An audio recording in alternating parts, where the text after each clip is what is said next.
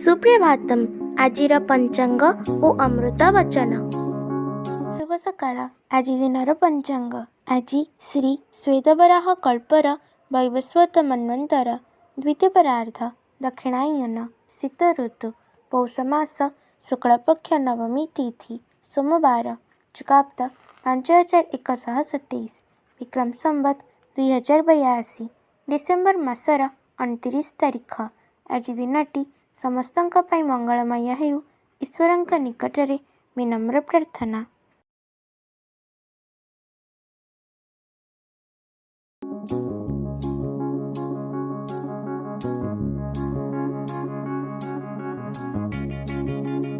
ସନ୍ନ୍ୟାସୀ ଅପେକ୍ଷା ଗୃହୀମାନଙ୍କ ଉପରେ ଭଗବାନଙ୍କ କୃପା ଦୃଷ୍ଟି ଟିକିଏ ବେଶୀ, କାରଣ ସନ୍ନ୍ୟାସୀ ସଂସାର କର୍ମ ତ୍ୟାଗ କରି କେବଳ ଭଗବାନଙ୍କୁ ଡାକିବା ସାର କରିଛି।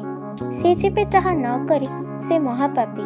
କିନ୍ତୁ ଗୃହୀ ଯେ ସମସ୍ତ ବିଷୟ ବୋଝ ମୁଣ୍ଡରେ ଥୋଇ ସୁଦ୍ଧା ଭଗବାନଙ୍କୁ ନ ଭୁଲି ସ୍ମରଣ କରେ, ସେଥିପାଇଁ ସେ ପ୍ରଥମ ସ୍ଥାନ ଅଧିକାର କରେ।